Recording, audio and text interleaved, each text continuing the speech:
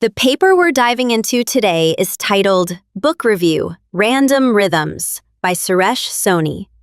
It's a review of Kali Kaivalya's, actually that's Suresh Soni's pen name, most recent poetry collection, Random Rhythms. Yeah, and just to clarify, Kali Kaivalya is Soni's spiritual and poetic alter ego. He was a banker before turning into quite the mystic poet, which, I always find that pivot fascinating. We're talking about someone who's channeling ancient wisdom, like Vedic and Buddhist ideas, through English minimalist poetry. The core question the review explores, at least as I see it, is what makes random rhythms special or even necessary right now? Why dive into such a meditative, spiritual poetry collection in a world that's already so distracted and, noisy?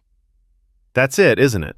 The review suggests that these poems are less about impressing than awakening. The core problem being that poetry seems to have lost its hold in modern culture. People aren't slowing down to reflect anymore. Soni, or I guess Kaivalya, wants to revive poetry as a spiritual practice, not just something pretty to read. The collection is massive, 270 poems, and thematically, they pull from deep wells: spirituality, non-duality, unity, karma, impermanence, peace, and even modern issues like pollution in Delhi or the longing for global harmony. It's clearly a journey from the personal toward universal truths. What struck me from the review are those recurring motifs: light, silence, rivers. He's really using nature, simple language, quatrains, to draw readers into almost a meditative state. Like, the poems are structured to feel like mantras, anchoring you in that rhythm. And there's this balance. You get what you'd expect from Eastern philosophy, but without the heavy dogma. Poems like Citizens of Earth talk about unity from a cosmic perspective. The silence beyond all knowing gets at dissolving the ego.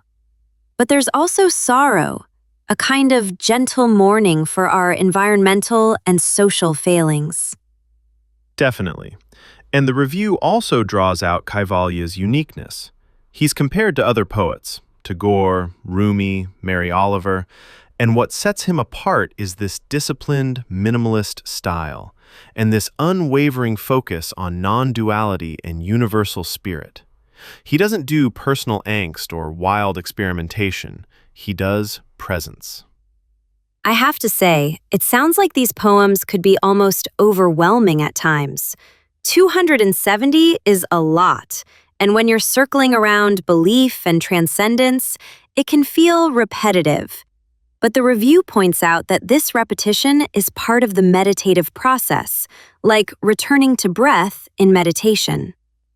That's a good point, and it actually makes me think about how so much art now is focused on novelty.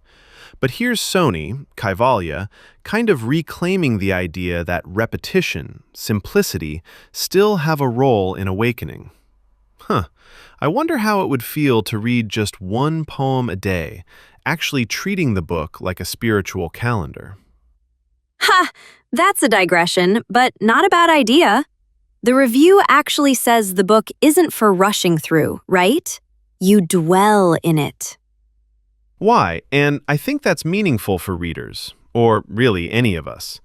Academic research like this review isn't saying, this is the best poetry collection ever, period. It's more, here's an invitation to slow down, reflect, and maybe reconnect with some ancient wisdom that's still relevant. To sum up, Random Rhythms, and the review itself, remind us that poetry, and by extension research, isn't about fixed truth. It's about presence, possibility, and opening up new ways of seeing ourselves and the world. Even if not everyone will love the style, that call to awaken, to reflect, is pretty timeless. Absolutely. Whether you pick up the book or just pause to notice the silence between your own thoughts, There's something of value there. Well said. Shall we leave it there? Let's.